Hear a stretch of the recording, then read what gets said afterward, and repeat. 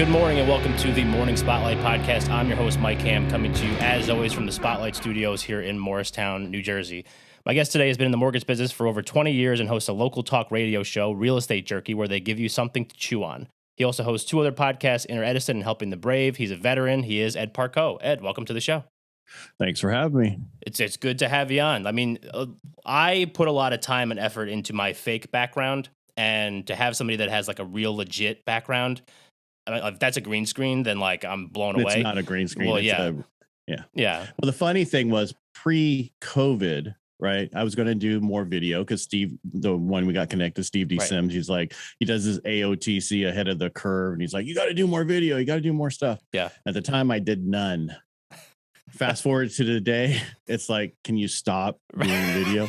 Anyway, so I had bought this. It was a local person down close to me. They had it for sale. They used it for a wedding. They wanted to get rid of it. So I bought it, but it just wasn't wide enough. Yeah. And then when I got into here, I wanted to make a studio, and I'm like, that'd be a perfect background because I don't want to put anything on the walls in case I want to leave. Right. And so that was my background, added the flag. I had that flag.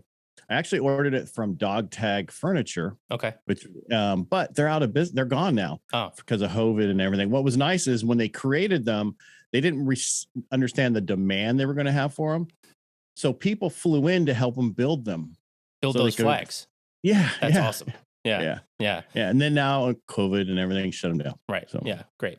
But I just think it's great. I mean, like, I'm jealous. Anytime I get to sit in a studio or see somebody that's in a studio, I'm just always jealous because I live in a 1-bedroom apartment here in Morristown, and there's obviously not a lot of space to create one. I mean, I probably could, but then my girlfriend would probably be a little upset. So taking over the space that we don't have. So, all right. So let's learn a little bit more about you. So like, let's go through kind of what you do for a job right now. Like, what is your main job? I know you do a lot of things. We're going to get to all of them.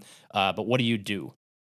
What I'm supposed to do for a living is I own a mortgage company here in California, which is I'm a broker, been a broker forever.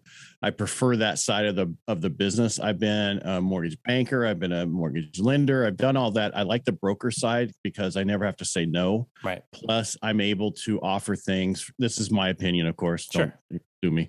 That I'm able to offer it so much more inexpensive than a lot of the larger companies and all the net branches out there, which is going to make some people mad, but that's just how it is. Yeah.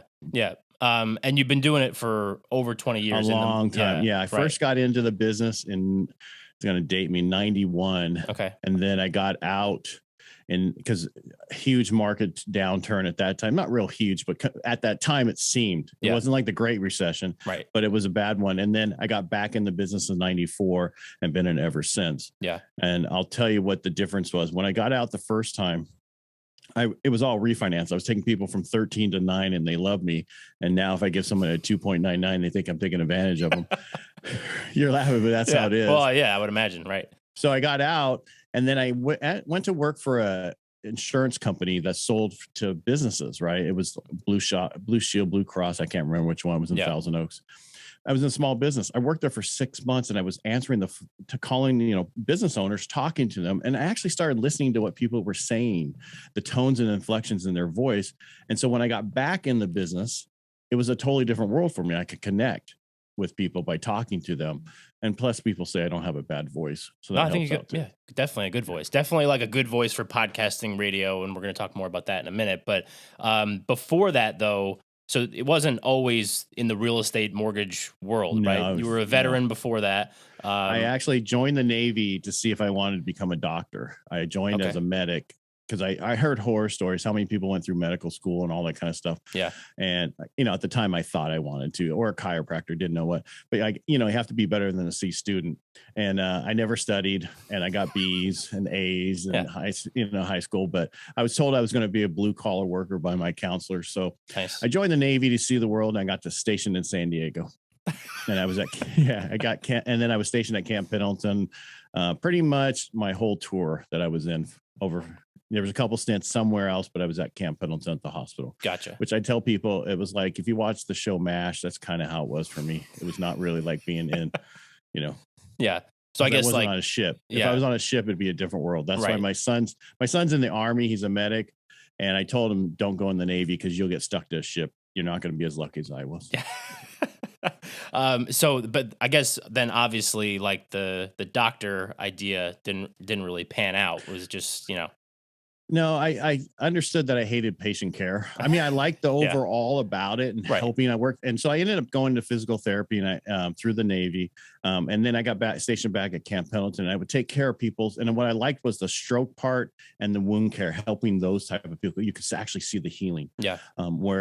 But then I got my bachelor's when I was in, and then I was working on my master's, and then I got out and I finished it when I got out. So that was a huge difference for me going, I want to be in the business world. I want to do some type of business. I didn't know at the time.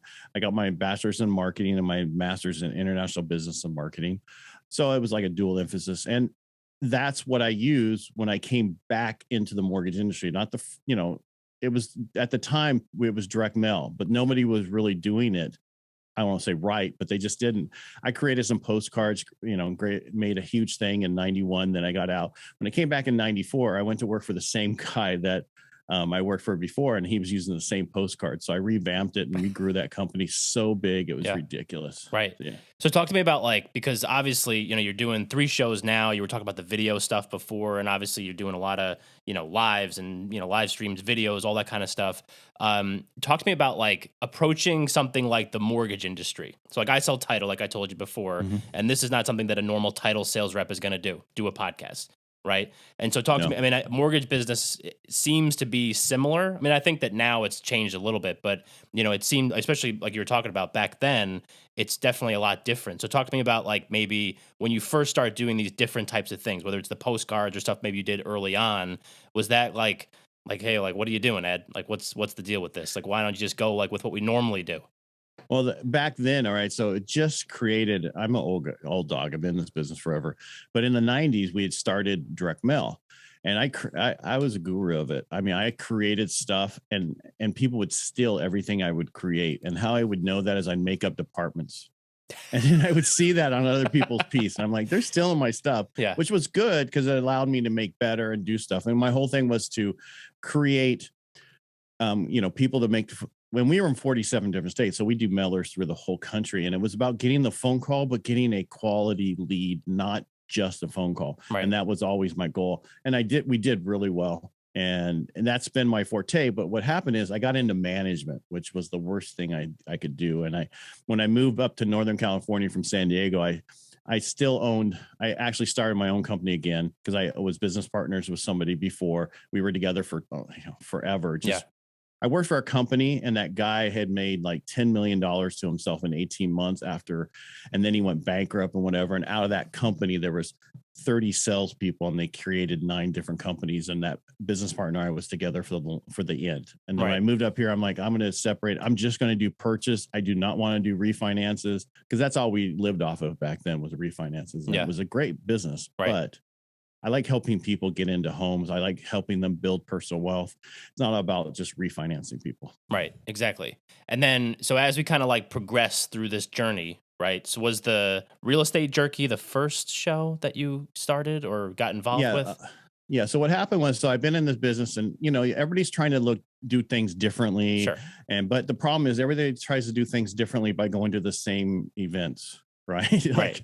The same mortgage things, the same real estate stuff, the same title stuff. Right. So I was like, I got to go outside of my industry and find stuff. And then I actually ran into Steve D. Sims.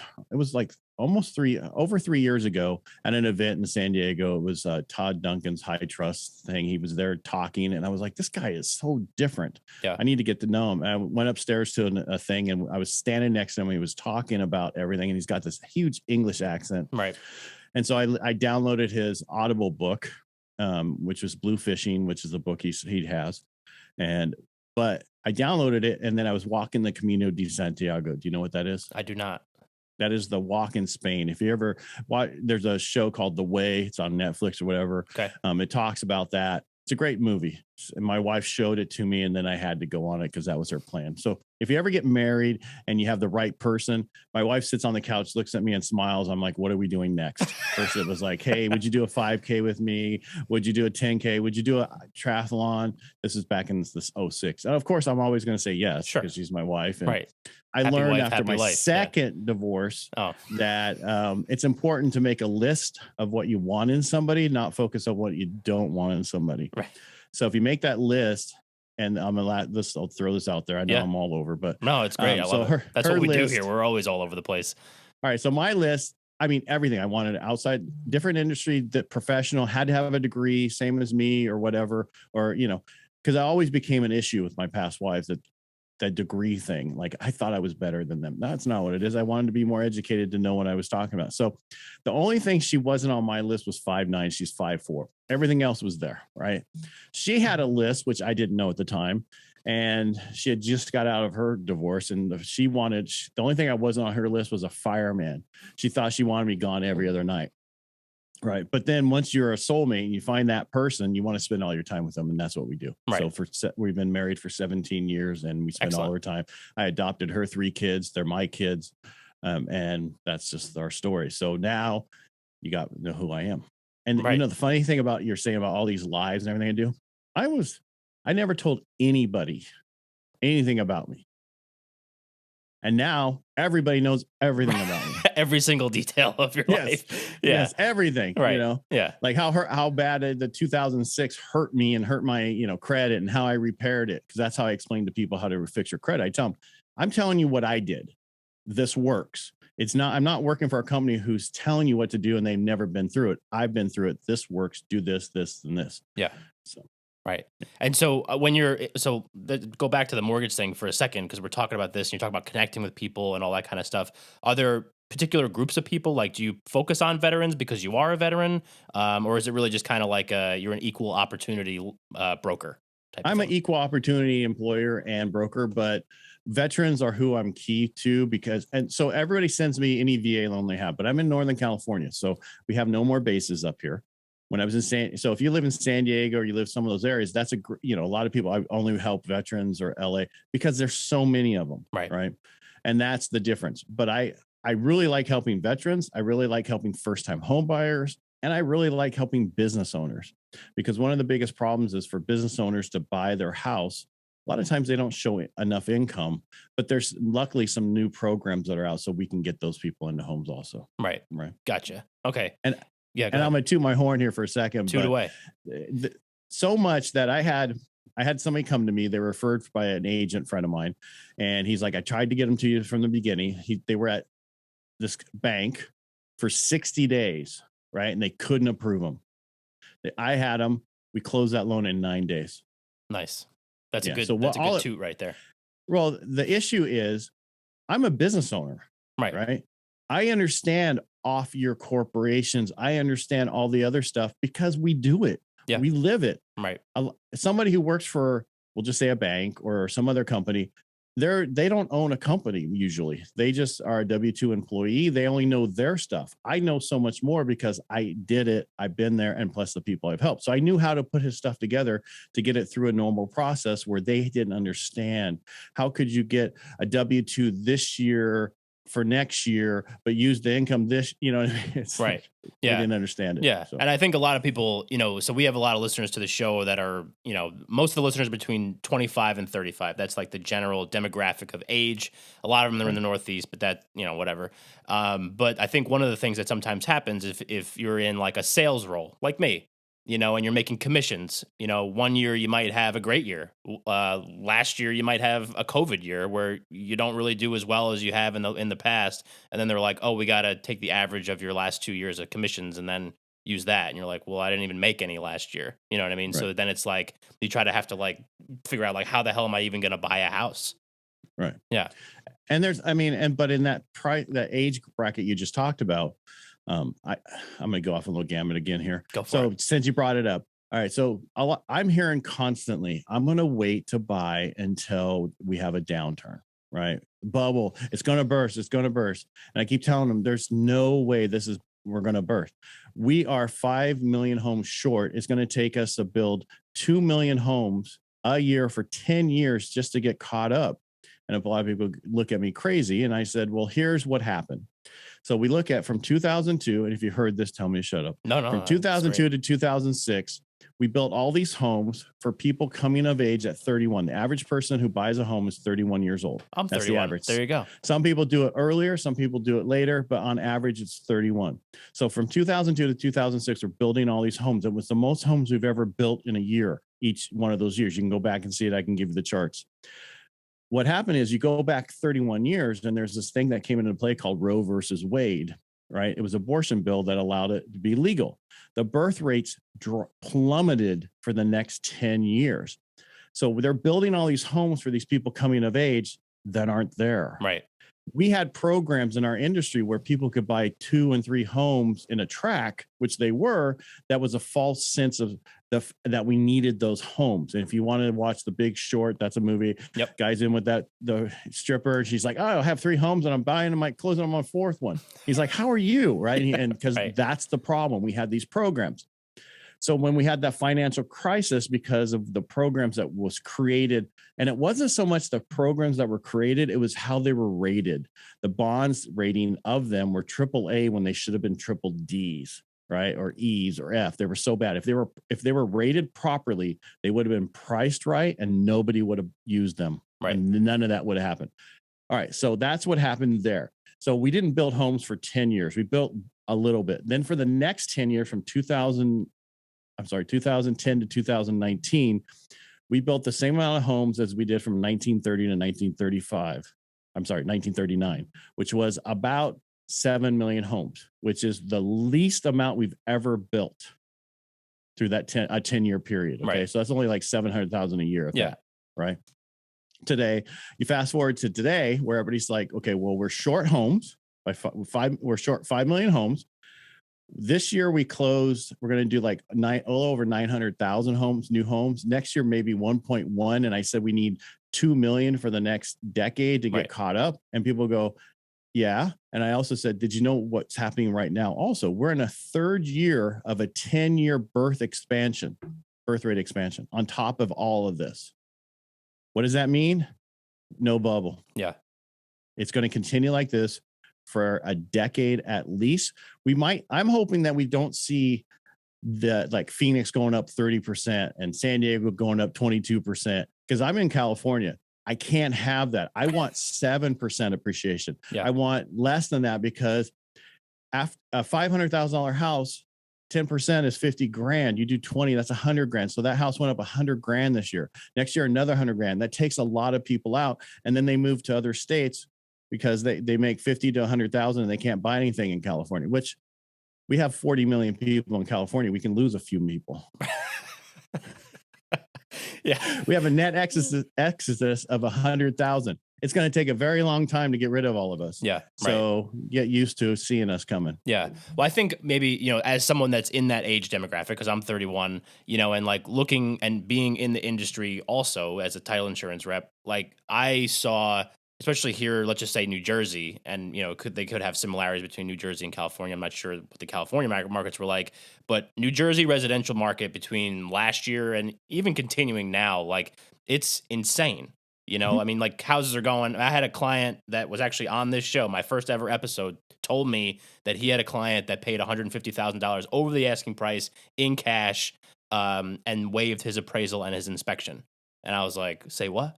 But like, that's what people were doing. And I think that is what kind of maybe scared people like me away from buying a house, because like, there's literally no financial way that I could even figure out how to do that. I mean, it just like almost seems impossible and like an insurmountable hurdle.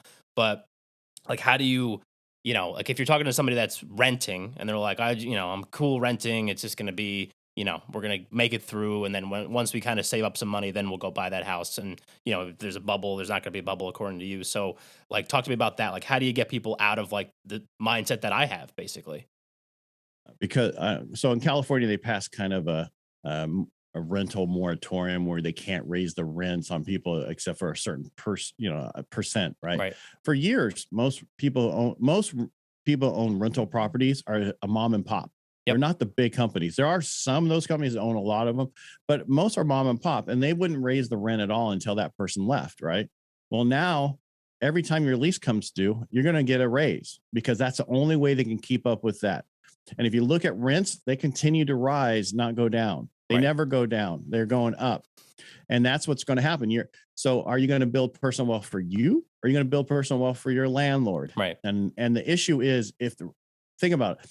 If today, I don't know, what's your average value of a house there, your median price? It really depends on like where you are. I mean, like northern New Jersey, you're gonna at least pay probably over 500 grand. I mean, different parts you'll get even closer, up to $1 million in some spots. Right. So let's just say it's 500,000, right? In 3 years from now, that could be 800,000. Right. And so you'll never buy. Yeah. You'll have to move somewhere else to buy, which is okay. And I tell a lot of people, what's your job situation right now? Well, I do this, then get a better job. Right now, there are so many people who quit work. Yeah. 4 million in August, 4 million in September. There are so many people looking for people to get jobs. Go get a better job. Right. Go from making $20 an hour to $30 an hour. Go get training. Go become a nurse. Go to certain things and people look at me crazy. I'm like, no, here's an example. I had an architect who was self-employed. He came to me and wanted to buy this house. And I said, well, you only show $30,000 in income. There is no way, and you know what, that you can buy that house. Right. And he goes, but if you went to work for a company as an architect, I could use that income the first paycheck you get. So he was at a company in 5 days working there, making 120 grand a year. His wife was so happy, he had a steady paycheck, that whole 9 yards. And he bought the house and he stayed for that company for about 6 years and then went out and opened up a totally different one. But still, it's how you look and how you do things. I say I spend all day long pushing the line without breaking it. And that's what I do. I try to get people into homes. And how can I help you get into homes? So we have so many different programs. I mean, you have USDA, which is 100% financing, VA 100% financing, unless you got to be a vet for that one. Right. USDA only works in rural areas. And what you do is you go to the USDA website, type in the address you're thinking about. It'll tell you whether or not it will go through that. And that's a great program. I use it a lot up in the rural areas, which we call rural, but they don't think they're rural. And then you have 3% down conventional if you never owned a home, and you have 3.5% FHA, and conventional is 649 or 647,250. Now you can find a decent house for 3% down with that. You just have to have, the most important thing that for people to realize is you need a good FICO score. You got to work on your FICO score. That's it. You have to. That's the most important thing right now. And I don't mean to stand on my soapbox, but since the pandemic, it's huge. Yeah. Right. I mean, they raised that to 660. A lot of companies did during the pandemic, because what people don't realize, from a 740 FICO score to a 640 FICO score, you're likely to go in foreclosure 17 times more than the other person. So that's why they look at that. Yeah. So they're worried about during that period of time, you're going to do your loan. And then before you make your first payment, you're going to go into forbearance because of COVID. And next thing you know, they have a loan that didn't make the first 6 payments. They got to buy it back. It's just a nightmare. Yeah. So obviously, like the technical side of like what you're doing. So I want to also talk about more like the nuanced, creative side of Ed Parcaut.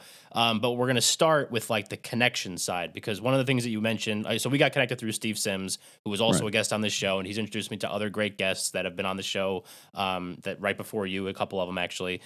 So talk to me about like when you're doing this job as a mortgage broker, like the importance of making those connections, be it with, potential clients or just with, you said like when you're at those speakeasy events that Steve runs, that you're always trying to like connect people as best you can. Like talk to me about the importance of that to your business. I mean, it seems very self-explanatory, but I would love to kind of get your thoughts on like your purpose behind doing stuff like that. Well, I mean, first, most important thing is my team, right? Connecting, because I have my own personal team that handles my production, not my company. It's just mine, right? Because that's important. Because when I was a manager before and I hated it. It's just managing people. Some people say employees are horrible. I don't know. I prefer to deal with clients more than employees. And so the connection is, I want to help people in this process. It's, we're creating one of the largest debts in their life, and we have professional responsibility to help them manage that debt. Agents, help them do the same thing. They need to be very professional in this also. A lot of people want to go to the push a button and make it so easy for a loan, and they don't realize the lowest rate can be the most expensive loan of your life. And you need to have a professional there to help you through that. Yeah. And you need somebody there that, and I tell people, how do you find that person? Well, get referred to them. Yeah. You know, find somebody who just closed. How did you like the guy? Was he good? Yeah, it was amazing.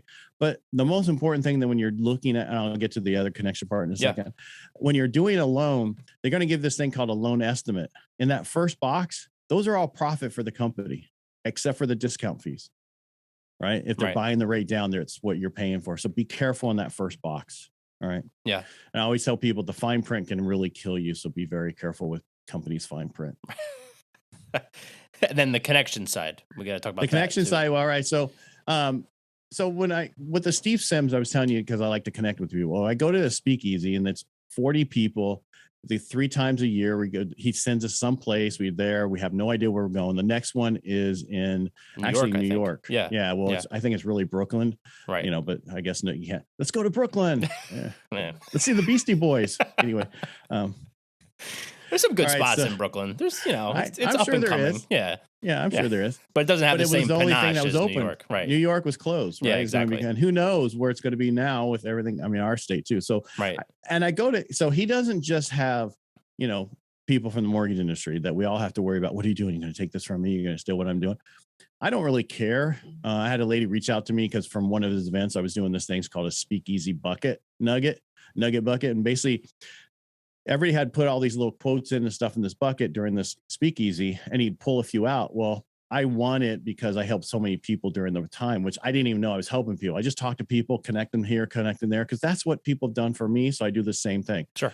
Connection is huge. That's how we get where we want to go. That's how we got connected, was through Steve Sims. So it's important to connect, because if you're just in your little place, and especially now with COVID, you don't leave pretty much, right? I mean, you kind of do, but we don't go to big events to meet people. And I really like events to meet people from all over the country and what you're doing differently. Yeah. So I hope I'm answering your connection. Oh yeah, question. absolutely. Yeah. I know that was a very broad, vague question, but you did great. So you're a pro, and we're going to talk about that right now. So you have 3 shows, Real Estate Jerky, Helping the Brave, and Inner Edison. So what was the first one?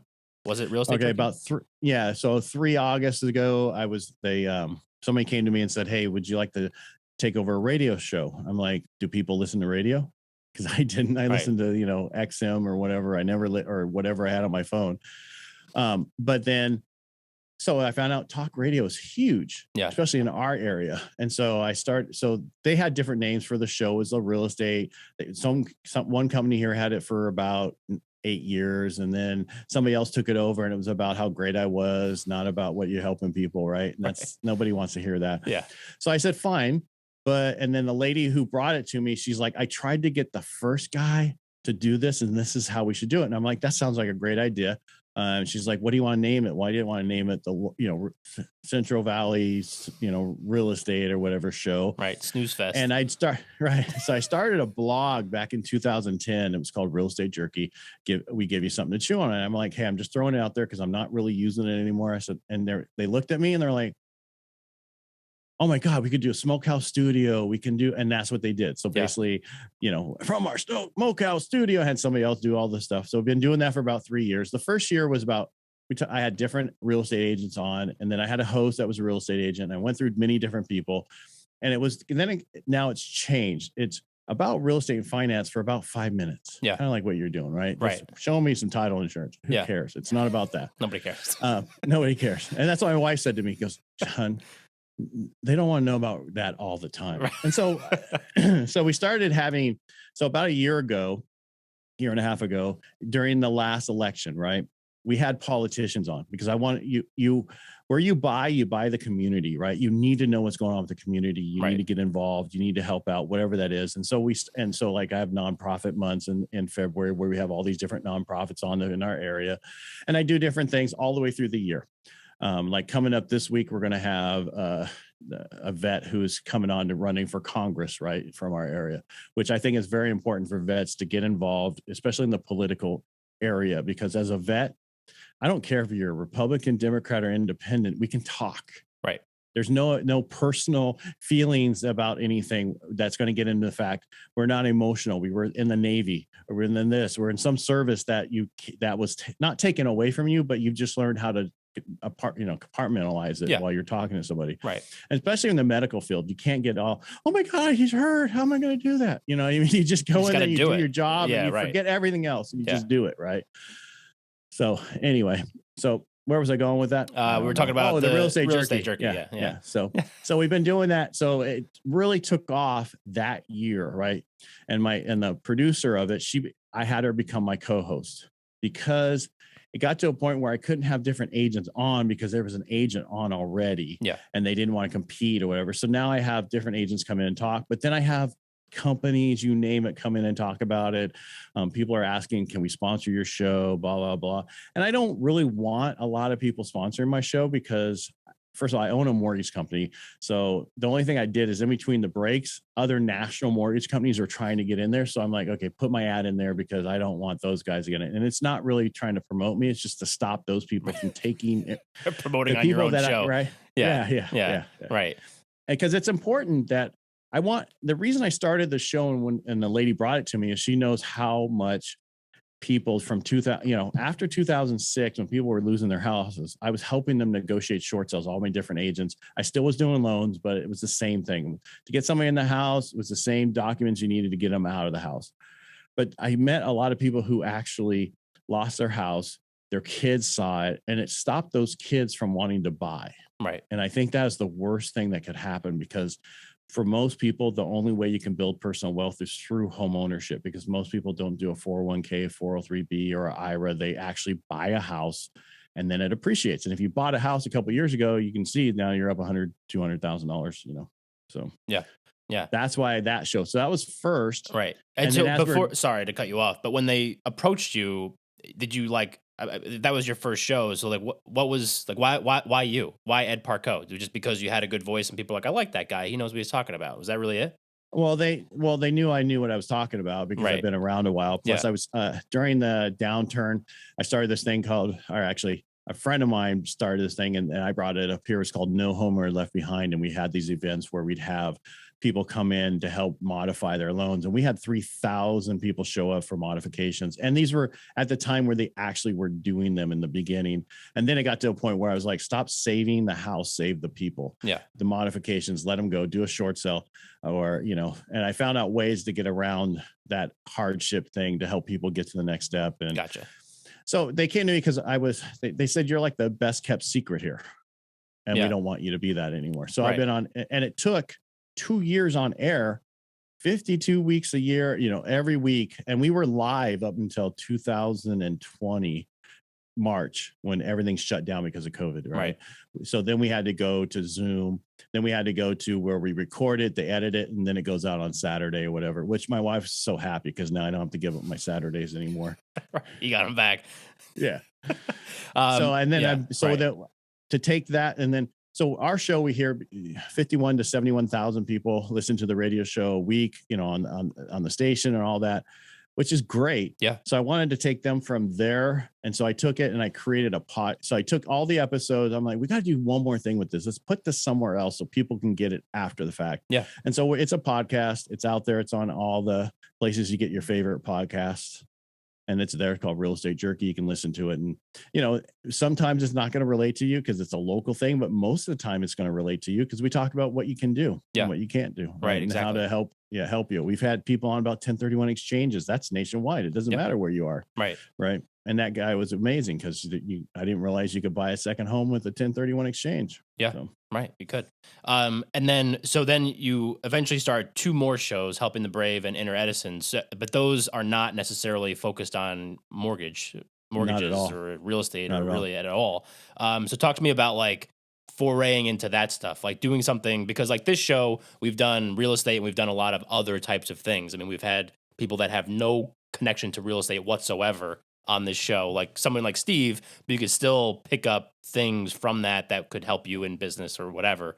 So talk to me about because I guess maybe you were seeing success and enjoyed it or whatever, then you start these other 2 shows. Is that what happened? No. Basically what happened was I hired Steve as my coach and he's like, Ed, you have a problem with mistakes. I'm like, He goes, making mistakes. I go, no, I don't. He goes, yes, you do. He goes, first of all, you're prior military and prior medic. So if you made a mistake, somebody died. I'm like, yeah, but I have no problem with my staff doing it at all. But I like to, if a mistake is made, I make sure that same mistake never happens again in a transaction, because this is unusual. I lose one deal about every 5 years, and it's usually because of the house, not because of the bar or something we done.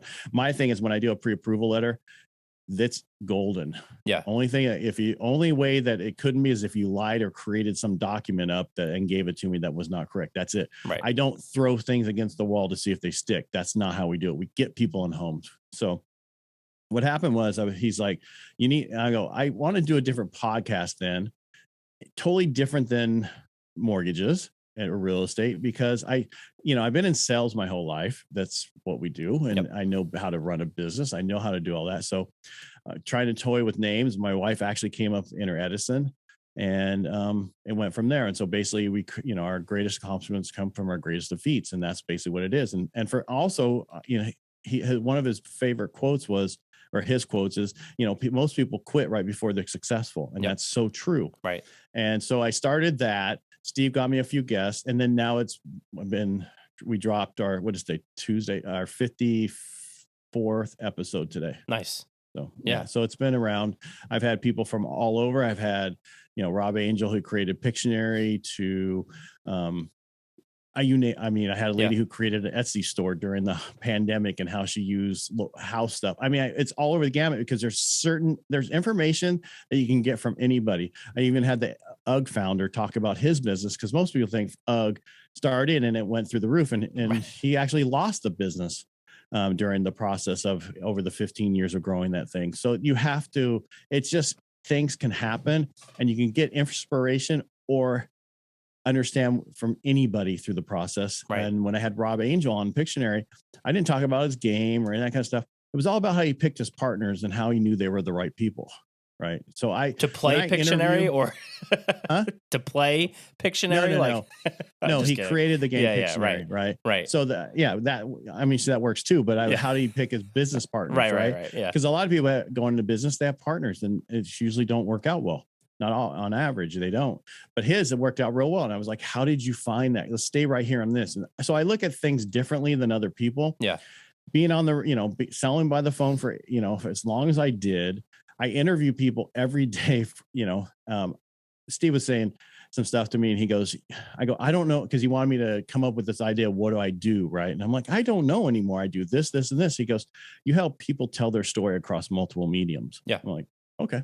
I get that now. Yeah, I do. Yeah. In the mortgage industry, I help them tell their story so I can get a loan for them.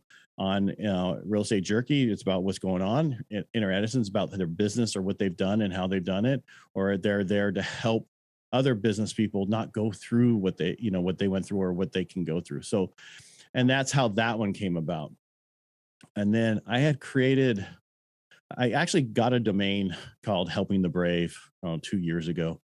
And and it was all from, there was a company who says they help vets and first responders and get a discount on their real estate and all this, which is a whole marketing ploy to get them in, not anything great. And I didn't like that. I'm like, I want to do something that really helps. And I tried to get some agents. And so I got that domain. And then what happened was I didn't use it because it just didn't work for what I wanted to do. And I was like, I was getting introduced to so many vets. And when I got out, it was different than it is now. But the transition stories are pretty much the same. There are no help, no this. And so basically I'm like, I want to do a podcast on helping the brave. And basically when, once the vet takes the uniform off, we're there for them. So we started it just as a podcast. And then the 5th episode, we had a guy on from Texas, and he was telling his story. And it was the anniversary of the Gulf War, 30 years that, Gulf War was yesterday. This is the second day. Right. And he had gotten there the day before, and he was on he was on a Bradley. They thought, that's your Bradley. And he was the gunner. Well, the driver and the guy in charge got in an argument. And so the guy in charge says, driver, you're the gunner. Gunner, you're the driver. So they were out that day, the next day, right? That gets hit. 4 of them die. He survives, and one other person. And you could hear the guilt to that day, the survivor's guilt. He was still dealing with 30 years later. I'm like, this needs to be alive. This needs to be on Facebook, LinkedIn, YouTube as a live, so people who are vets can go, brother, I know how you feel. Whatever it is to help people through the process. I'm like, we can't keep this a secret or wait till it gets dropped or whatever. It needs to be live. So that's how I started my live stuff, was helping the brave. Yeah.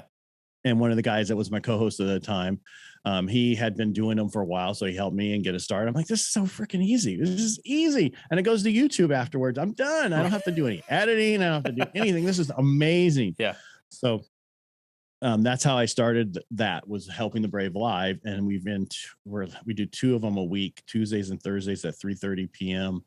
I think we're in the 50 plus 60 episodes. Awesome. Yeah. I got like chills when you were talking about that story, because that's an awesome thing. So when you're talking about, you're doing these different shows, you're doing things that are like beyond, your little world of real estate, mortgages, all that kind of stuff. So like, I'm a believer that it doesn't, like we were talking about before, like title insurance, who cares? Mortgage lending, like who cares? You know what I mean? And so I only care when they need it. Exactly. Other than that, right. And then it's like a cop. Right. You can't get them when you need them, and they're there when you don't want them. Right. It's complete opposite. Yeah. So talk to me. Like, I think it's important to just put stuff out there, because the more people see your face, the more they hear you talk, the more they hear you talk about different things, the more they come to like trust you, maybe even subconsciously. It doesn't even need to be about title insurance or mortgages or real estate or whatever. It's just like the more they see you, the more they like you, the more they hear you, the more they trust you. So talk to me, has that been a similar experience for you? Oh yeah, definitely. Yeah, I'm amazed how many people listen to my radio show. But it took a while. It took a long time. And I don't know if I said this, but my producer says, Ed, when you're about ready to quit is when they just started listening. That took 2 years. Yeah. And so about 40% of my business comes from the radio. I don't get a lot of business from this other stuff, but I don't do it for that reason. I do Helping the Brave because I'm a vet and I want to give back and I want to help other vets. Sure. Yeah, exactly. Inner Edison, same thing. I want to help other people go through the process and learn from what I went through and learn from what other people went through. And then also, I had just had on the brand doctor. We talked about branding and all the other stuff. And, I talked to a guru about YouTube ads and all that stuff that's coming out shortly. So, I mean, it's important to know all that stuff. You could use that. I could use that. Anybody could use that for their business. And it's amazing what that stuff is. And I get that through the connections through Steve Sims, not always on stage, but the 40 people in the audience. That's because they keep asking me, why do you keep coming back? I go, it's the people in the audience. And they look at me, I'm like, yes, you provide amazing people on stage, but those other people in the audience I connect with forever. Right. So yeah, I love it.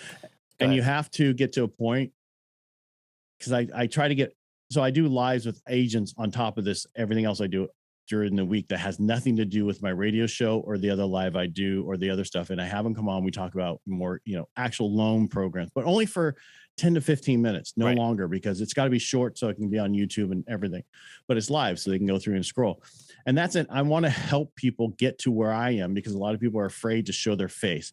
I don't like the way I look. Everybody knows how you look. Yeah. They see you all the time. Get over yourself.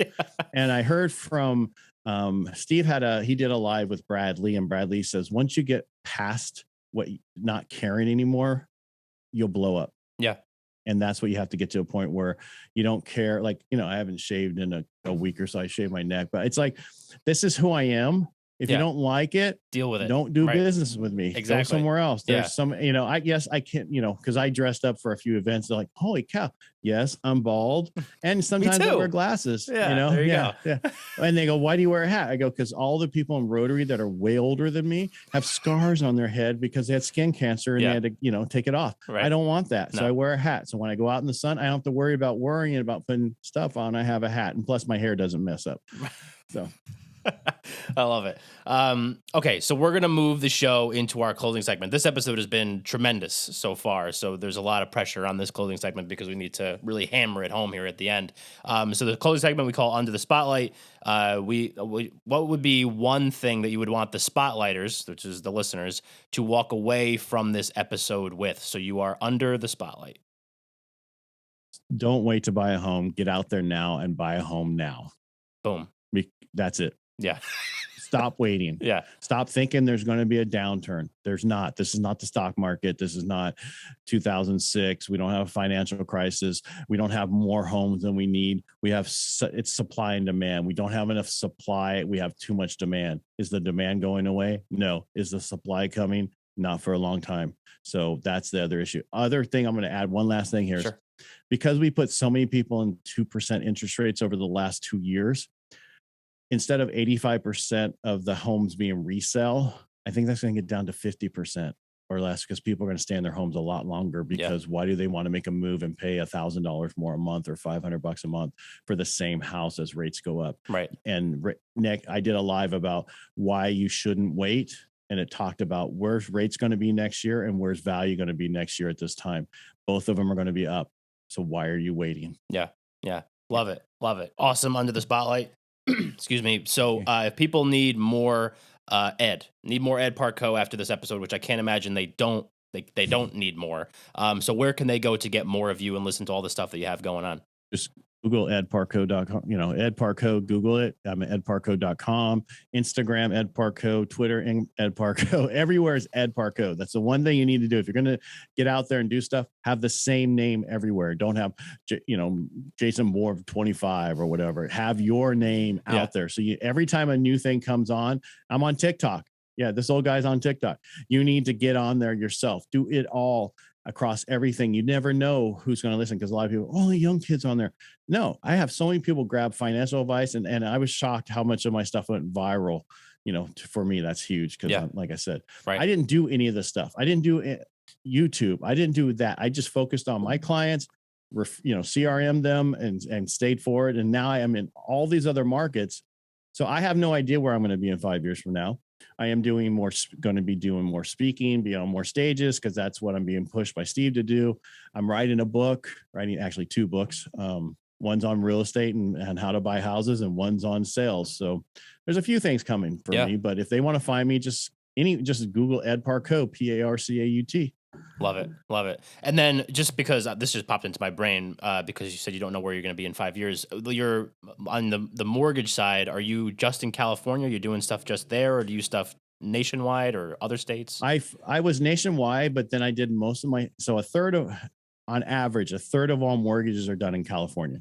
Right. So I'm like, that was enough for me. I don't need any more. So right now I'm basically only in California. I am working on a new company that I'm working on, which is called Loan Squad, which is it's going to be nationwide for VA, and we'll do others, but basically government loans, because with what I'm doing, I'm being asked to help people, and it's at the point where I need to do it. So the one thing about it is, the question I had for a while was, do I go work for somebody underneath their umbrella and go nationwide, or do I build it over time? And I'm going to build it over time. I decided, because I can't work underneath somebody else.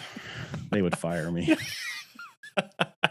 I can't imagine that's true, but I asked for forgiveness, not permission. Right. So. Yeah, I love that. Awesome. All right. So I will make sure, Ed Parcaut. So if you didn't pick up on that as he was talking about it, I will make sure that I put that in the show notes, edparcaut.com, and all the other social handles. I'll make sure I put those in there. I'll also put the morningspotlight.com, the morningspotlight@gmail.com, the website and the show email address of the show. So if for some reason you want to connect to me to get to Ed, I'd be happy to make that introduction if you feel uncomfortable talking to him, because he's so intimidating. But Ed, thank you so much for coming on the show with us today. This was awesome. My pleasure. Thank you for having me. Absolutely. And the Spotlighters, thank you for listening, and we will catch you next time.